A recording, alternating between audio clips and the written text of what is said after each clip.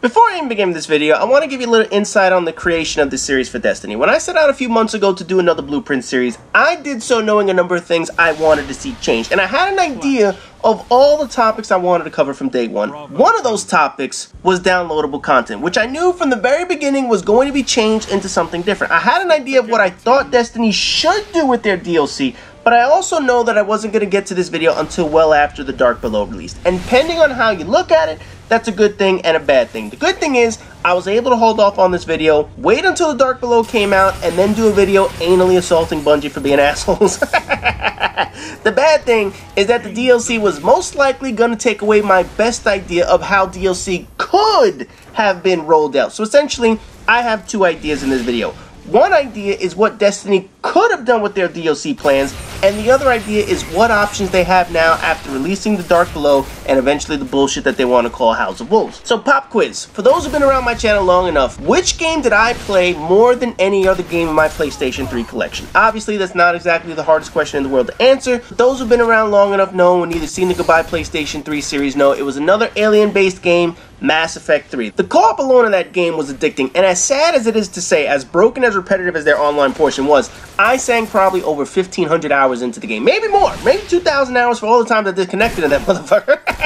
And for those of you who played Mass Effect 3 for the co-op, you know where this video is going when it comes to DLC. Because as fucked up as Mass Effect 3 was, as fucked up as Destiny is, the DLC for Mass Effect 3 is exactly what Destiny should have fucking done. Hands down, this is the model and recipe they should have followed from day one. Now, it pains me to say this, but Mass Effect 3 and Destiny do have a number of similarities. And yes, Mass Effect 3 fans, as insulting as you may find that, Destiny does have similarities. Both games involve characters shooting aliens across multiple locations. Both use space magic and shit to help you shoot and kill aliens.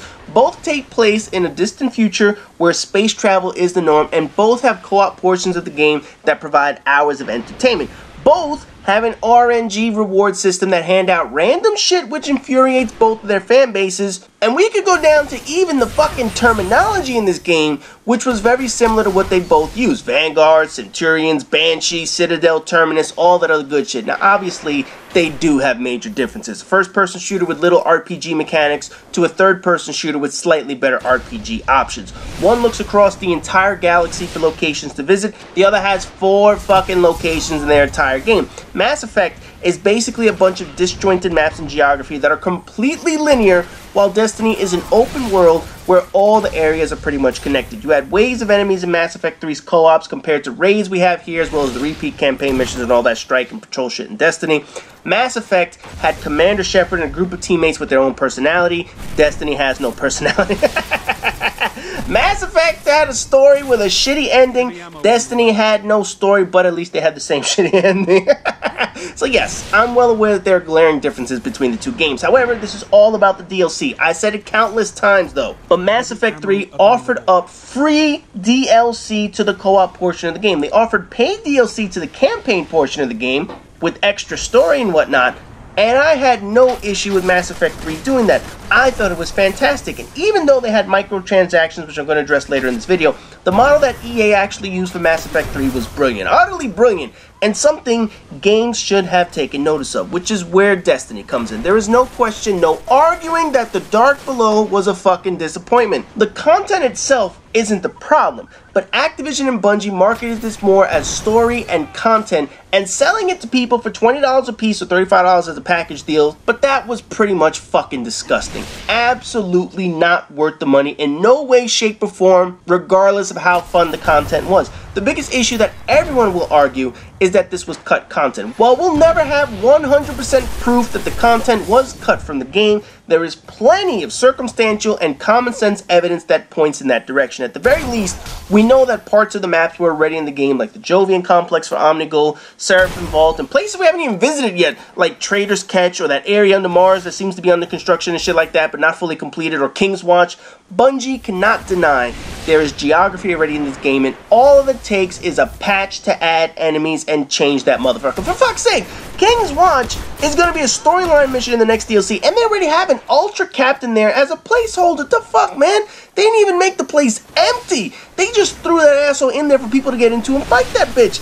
I don't give a fuck what Bungie wants to say about programming, how long it takes, how hard it takes. The appearance is that the DLC is on the disc. The perception is that we're paying for disc-locked content. And as much as Bungie wants to pretend it doesn't happen, perception becomes reality when there is no alternative answer. Bungie can say all they want that they're not done with the content and that shit is being worked on behind the scenes for DLC, but it's impossible for them to prove so, while evidence points in another direction towards that shit being locked on the disc. In any event, I've railed Bungie over the DLC before. The concept here in this video is fixing it. From the beginning, Destiny should have followed Mass Effect 3's model. There is no question about that. The Dark Below is not an expansion pack at all. It's just basically reskin content sold to us as DLC. The shit should have been free. 100% free. Mass Effect and EA understood the value of offering up content for free because they knew they could get money elsewhere. They knew that keeping people coming back was the key to getting these players to spend more money, and that the campaign was more important to their financial success. Bungie doesn't get that. Had the Dark Below been free, then people wouldn't have cared so much if Bungie did actually cut the content like people believe. At least we were getting it down the road. At least it doesn't cost more to finish their incomplete product, but they charged us for it, which was the biggest mistake they could have made. What they should have done is offered up anything that is already in the game, anything that already has a map, for free. They could have positioned all that missing content as exactly that. Things they will roll out in the future as free content to show that they support the game. That includes the Dark Below, that includes the House of Wolves, and any of the story missions that absolutely fucking sucked. They could have opened up the Citadel for free, King's Watch for free, the Undying Mind for free. They could have propositioned this as monthly new content. In October, we get the story missions. In November, we could have got the Strike with Omnigul. December could have been Crota's Raid. January releases the Undying Mind Strike mission, etc. You get the point. Ongoing free content gives them the chance to say their world is rapidly evolving, not just being reskinned and paid for later. You guys get the point. But of course, Activision needs to make their money. But if you want to go all the way back to the video that I did on how to fix the story, I mentioned some DLC packs. Each faction gets an Origins DLC. Each class gets an Origins DLC. That explains how the world of Destiny evolved into what it is, what the Darkness is, what the Traveler is, all that bullshit that they skipped out on the normal fucking game. Basically, everything that is missing from the game, all the story that is missing from the game, they could charge us as DLC. Now, I know how this sounds, and believe me, it irks the fuck out of me that I would have to pay extra for story that never existed in the first place. But let's be honest right now. If you plan on playing Destiny and buying future DLC and buying future games, you're already going to be doing that in the first place. You are already going to be paying for the full story, the full explanation, all the incomplete content that should have been in the game in the first place. But at the very least, this follows the model that Mass Effect 3 had in their game, providing content for co-op and environment being free, and story missions and content for that would be paid for. Now, ultimately, my goal here is this. If Bungie had already created the geography in the game, like the Seraphim Vault area, the Awakening, and all that shit, we shouldn't have to pay for it. If all it takes is a patch to alter enemies into those areas, why are we paying for a fucking patch? What we should be paying for is legitimate new content. Areas that are not on the disc that need to be loaded in as part of the actual downloadable content.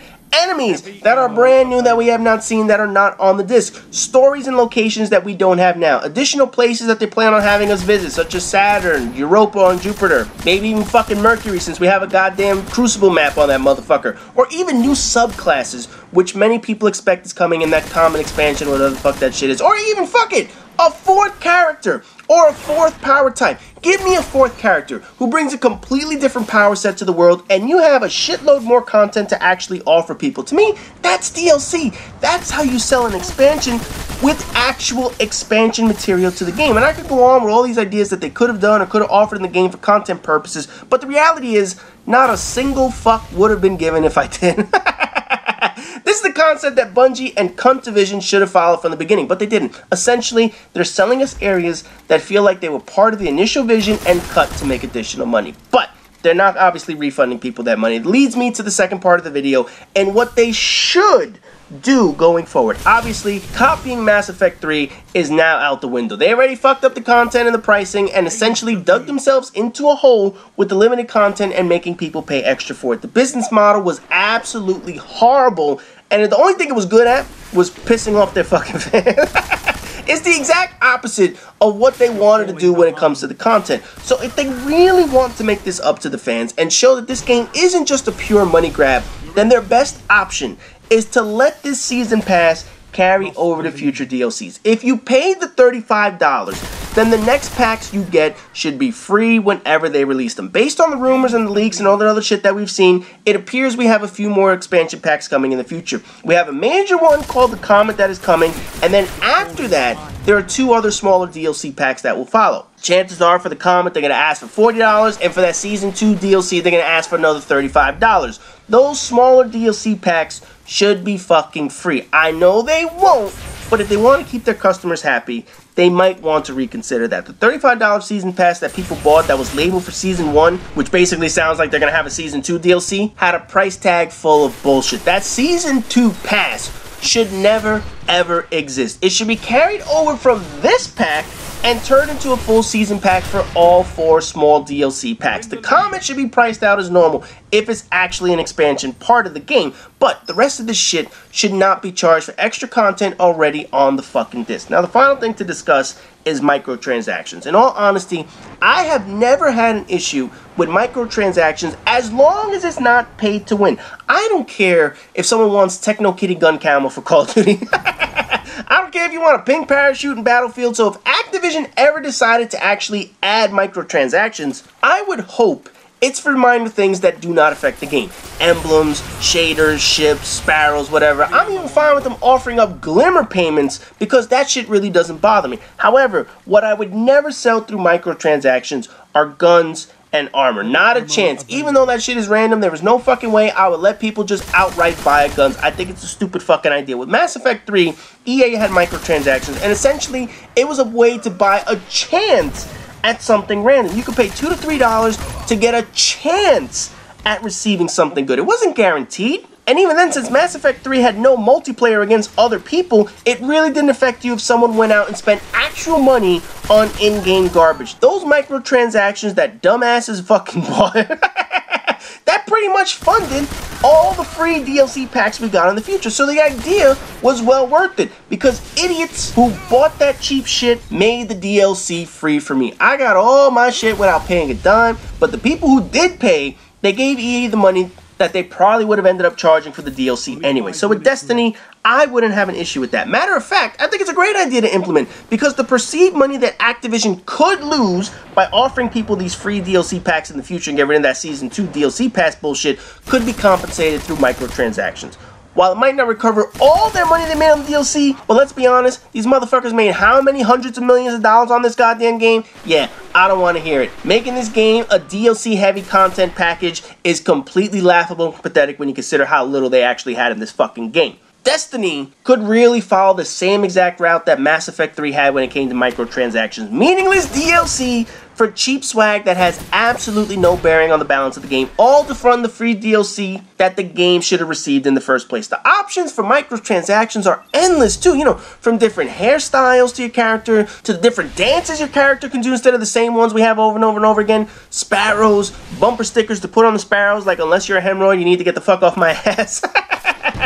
Come on, man. They have endless ways that they can actually add content when it comes to microtransactions to have people pay for the shit. At this point, though, anything will be a step in the right direction when it comes to the after-release support and content. Destiny had their chances, and since day one, they've been fucking up their after-release support with bad ideas, non-existent stories, and only for people to pay more content that it seems like we should have gotten in the first place. It's a bad system. It's bad economics, and eventually, shit like this catches up to you. And if you don't believe that, just look at the music game industry that Activision drove into the ground all these years just for the sake of making a fucking dollar.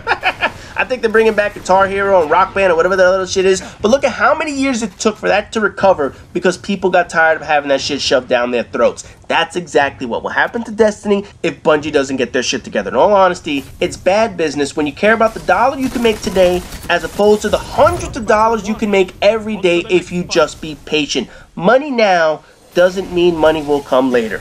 Anyways, this series is all about just wrapped up. There's only one more video left in the Destiny Blueprint series. And as always, rate, comment, subscribe, and all that good shit. And I'll see you guys next week in the final video in the Destiny Blueprint series.